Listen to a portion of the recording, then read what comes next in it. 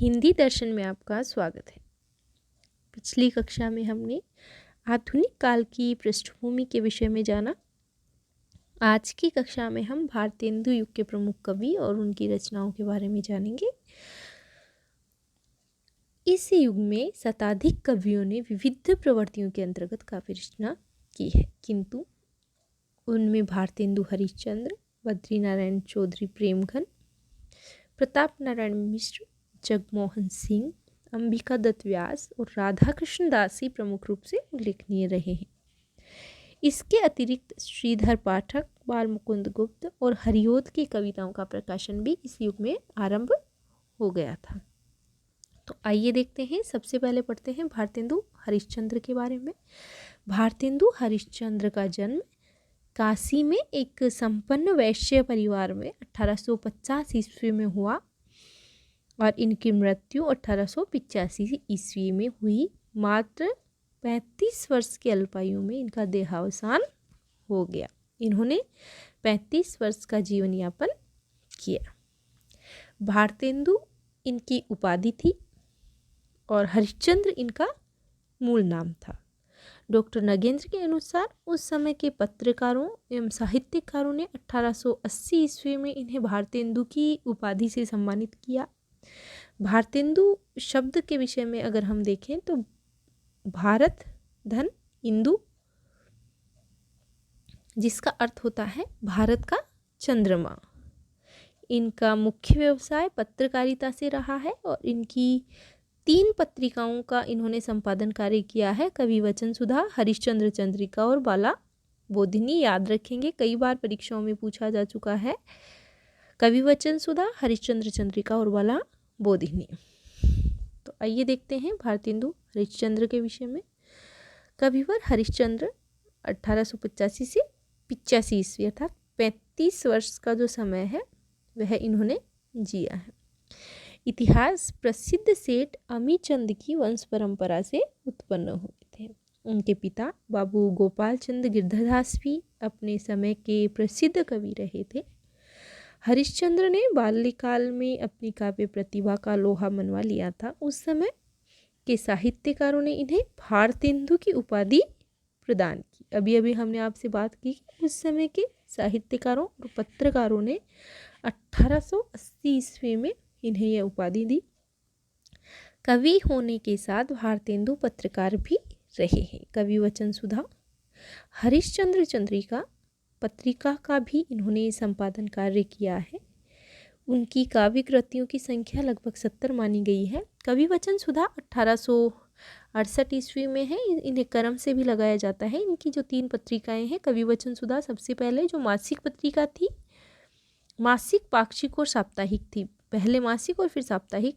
हरिश्चंद्र चंद्रिका 1873 ईस्वी में जो एक मासिक पत्रिका थी। शुरुआती 8 अंकों तक यह पत्रिका हरिश्चंद्र मैगजीन के नाम से प्रकाशित थी और 90 अंक में इसका नाम हरिश्चंद्र चंद्रिका रखा गया था। हिंदी गद्य का ठीक परिष्कृत रूप सर्वप्रथम इसी चंद्रिका में प्रकट हुआ है। किसमें? हरिश्चंद्र चंद्रिका में। बाला बोधिनी 1874 ईस्वी में इनकी मासिक पत्रिका थी, जो स्त्री शिक्षा से संबंधित पत्रिका मानी जाती है। और ये तीनों ही पत्रिकाएं कवि वचन सुधा, फिर हरिश्चंद्र चंद्रिका और बाला बोधिनी, ये तीनों ही पत्रिकाएं कहाँ से प्रकाशित होती थी? काशी, बनारस से ये पत्रिकाएं प्रकाशित होती थी। उनकी काव्य कृतियों की संख्या 70 है, जिसमें प्रेम मालिका, प्रेम सरोवर, गीत गोविंदानंद, वर्षा विनोद, विनय प्रेम पचासा, प्रेम फुलवारी, वेणुगीति आदि विशेष उल्लेखनीय है। उन्होंने हिंदी, ब्रज और उर्दू शैली में भी कविताएं लिखी हैं। इनकी कविताओं में जहाँ प्राचीन परंपरागत विशेषताएं मिलती हैं, वहीं नवीन काव्य धारा का भी प्रवर्तन किया गया है। राजभक्त होते हुए भी वे एक सच्चे देशभक्त थे। भारतेंदु कविता के क्षेत्र में नवयुग के अग्रदूत थे।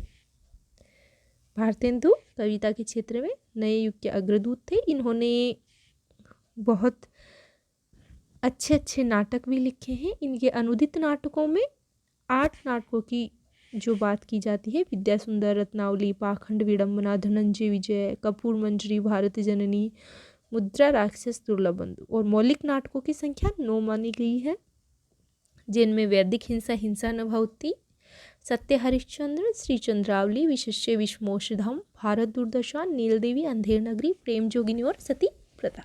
तो आप इनके मौलिक नाटकों को याद रख लेंगे जो 9 है इनकी संख्या। उनको फिर इनके जो अनुदित नाटक हैं वो अपने आप ही अलग हो जाएंगे। कई बार परीक्षा में पूछा जाता है कि इनका मौलिक नाटक कौन सा है और इनका अनुदित नाटक कौन सा है।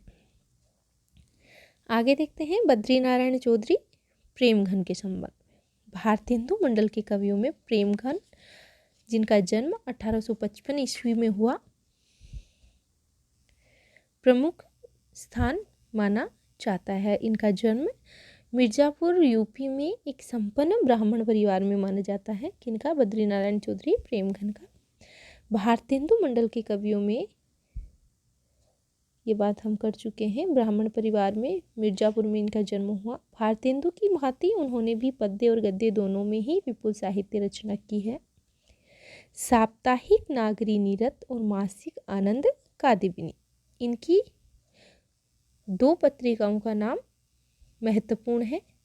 एक है नागरी नीरद जो 1893 ईस्वी में प्रकाशित हुई साप्ताहिक पत्रिका थी, और एक है आनंद कादिबिनी जो 1881 ईस्वी में प्रकाशित हुई, जो एक मासिक पत्रिका रही है। इन दोनों ही पत्रिकाओं का जो प्रकाशन है वह मिर्ज़ापुर से होता था। संपादन द्वारा उन्होंने तत्कालीन पत्रकारिता को नई दिशा प्रदान की। जीर्ण जनपद, आनंद अरुणोदय, हार्दिक हर्षादर्श, मयंक महिमा, अलौकिक लीला, वर्षा बिंदु आदि उनकी प्रसिद्ध काव्य कृतियाँ हैं, जो अन्य रचनाओं के साथ प्रेमघन सर्वस्व के प्रथम भाग में संकलित हैं। इनकी कविताओं में श्रृंगारिकता के साथ साथ जातीयता, समाज दशा और देश प्रेम की भी अभिव्यक्ति हुई है। ये इनकी कविताओं की विशेषता है, आपसे प्रश्न बनाकर पूछा जा सकता है।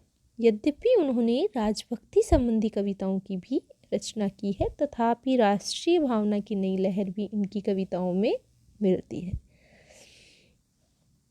एक बार प्रेमघन के संबंध में, एक बार दादा भाई नौरोजी को विदेश में काला कहकर जब पुकारा गया, जिसकी प्रतिक्रिया स्वरूप इन्होंने एक क्षोभपूर्ण कविता भी लिखी थी दादा भाई नौरोजी पर। और कई बार पूछा जाता है कि ये उर्दू में प्रेमघन किस नाम से लिखते थे, तो उर्दू में ये अब्र उपनाम से कविताएं लिखा करते थे, अब्र उपनाम से। आगे देखते हैं प्रताप नारायण मिश्र। प्रताप नारायण मिश्र का जन्म 1856 ईस्वी में हुआ और जिला उन्नाव में बेजे गांव में हुआ। बाद में इनका परिवार कानपुर जाकर बस गया था, अतः इनकी शिक्षा दीक्षा फिर वहीं से मानी जाती है।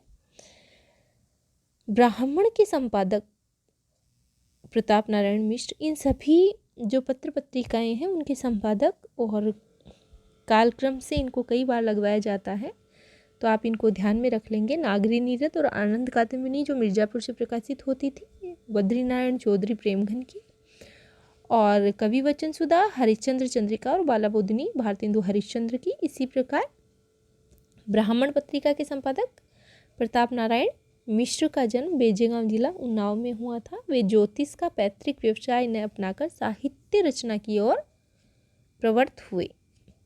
कविता, निबंध और नाटक उनके प्रमुख रचना के क्षेत्र रहे हैं। प्रेम पुष्पावली, मन की लहर, लोकोक्ति शतक, तृप्त्यांतम और श्रृंगार विलास उनकी प्रसिद्ध रचनाएं मानी जाती हैं। इसके अलावा बुढ़ापा कई बार पूछी गई रचना है। बुढ़ापा प्रताप नारायण मिश्र की, और दीवानी प्रताप लहरी उनकी प्रतिनिधि कविताओं का संकलन है। प्रताप लहरी इन्होंने प्रेम की तुलना में समसामयिक देश दशा और राजनीतिक चेतना का वर्णन अधिक मनोयोग के साथ किया है। अर्थात इन्होंने प्रेम की जगह देश दशा और राजनीतिक चेतना को अधिक महत्व दिया है। हास्य व्यंग्यात्मक कविताओं के क्षेत्र में मिश्र जी का अग्रणी स्थान रहा है। प्रेमघन की भांति उन्होंने भी लावणी शैली में अनेक कविताएं लिखी हैं। तो इन्होंने ब्राह्मण पत्रिका का संपादन कार्य किया है। जो कानपुर से प्रकाशित होती थी, मासिक पत्रिका थी और 1883 ईस्वी का समय माना जाता है। पत्रिकाओं को कालक्रम से आपसे लगवाया जा सकता है। सबसे पहले कवि वचन सुधा, उसके पश्चात हरिश्चंद्र चंद्रिका, फिर बाला बोधिनी, उसके बाद में नागरी नीरद, फिर आनंद कादम्बिनी और फिर ब्राह्मण पत्रिका जो 1883 ईस्वी में कानपुर से निकली प्रताप नारायण मिश्र की। कहते हैं कि जो ब्राह्मण पत्रिका है उनके ग्राहकों से चंदा मांगते मांगते जब प्रताप नारायण मिश्र थक गए थे, इन्हें कभी इन शब्दों में याचना भी इस पत्रिका के लिए करनी पड़ी थी। ब्राह्मण पत्रिका के बारे में यह कथन है कि 8 मास बीजे जजमान अब तो करो दक्षिणा दान। यह इस पत्रिका के विषय में बात कही जाती है।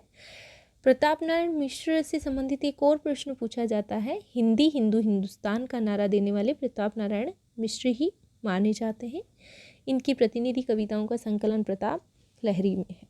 अब हम देखते हैं जगमोहन सिंह, ठाकुर जगमोहन सिंह, जिनका जन्म एमपी में विजयरावगढ़ में हुआ।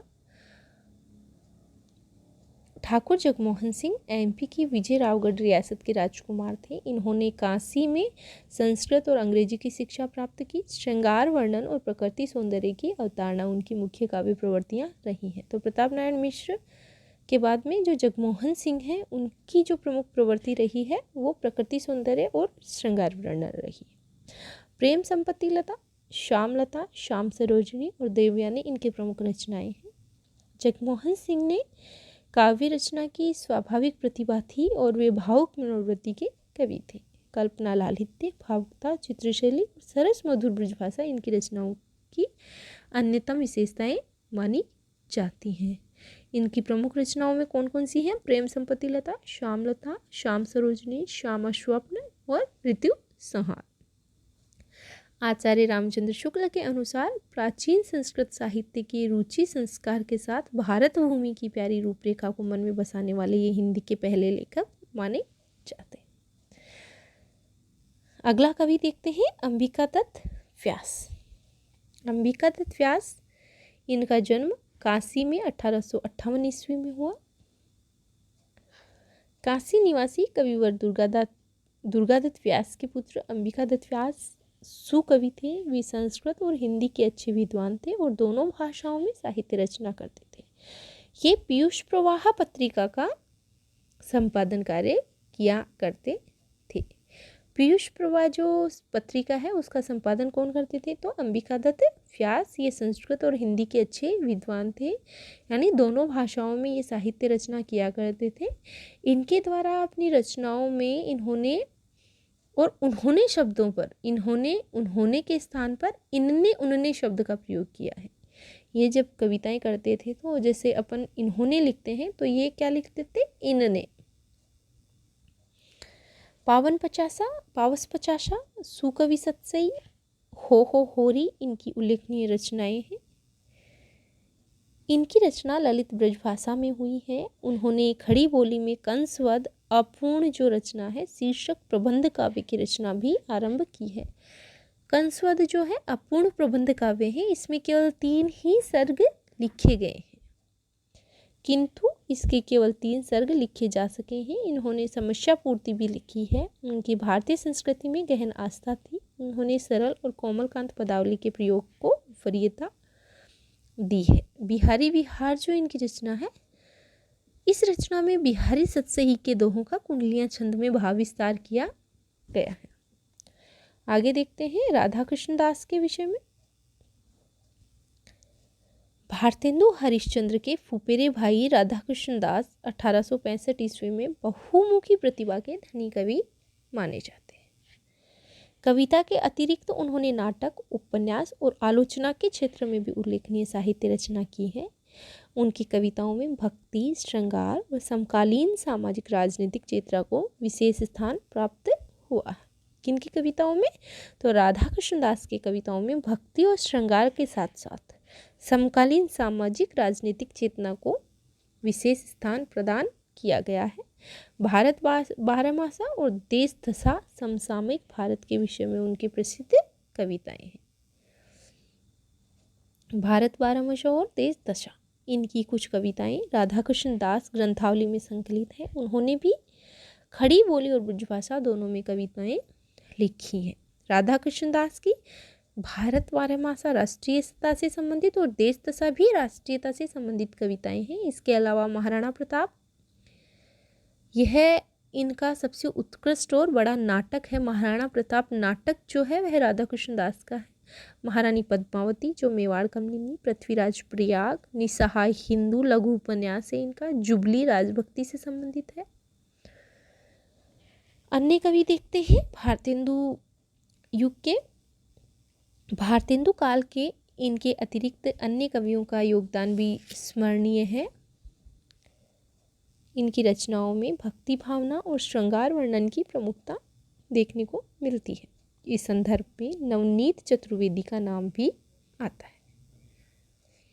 नवनीत चतुर्वेदी इस काल का प्रमुख कवि है जिनका नाम आता है। इनकी प्रसिद्ध जो कृति है वह कुब्जा पचीसी रीति पद्धति की सरस रचना रही है। इनके शिष्यों में जगन्नाथ दास रत्नाकर ने आगे चलकर विशेष ख्याति प्राप्त की है।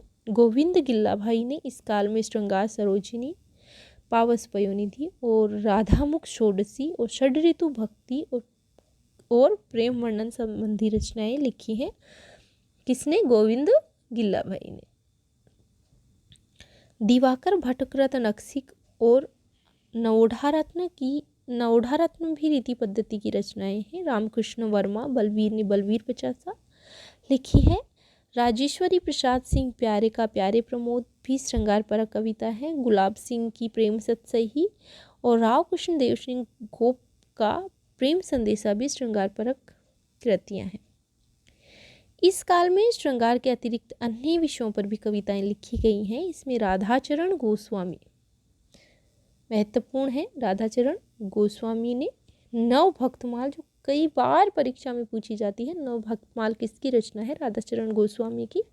गोविंद गिल्ला भाई की नीति विनोद और दुर्गादत्त व्यास की अधमोद्धारक शतक भी प्रसिद्ध रचना है।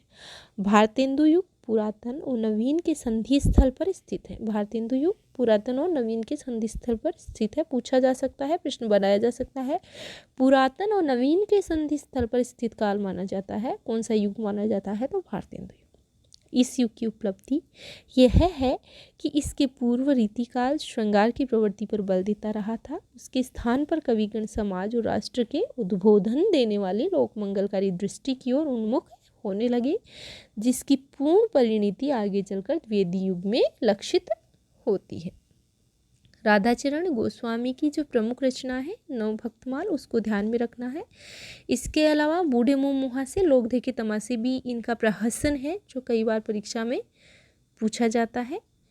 इनकी प्रमुख रचनाओं में राधाचरण गोस्वामी की एक तो याद रखेंगे नवभक्तमाल, बूढ़े मुँह मुहासे, लोग देखे तमाशे और तन मन धन श्री गोसाई जी को अर्पण। तो आज के लिए इतना ही। अगली कक्षा में हम भारतेंदु युग का जो गद्य साहित्य है उसके संबंध में बात करेंगे। धन्यवाद।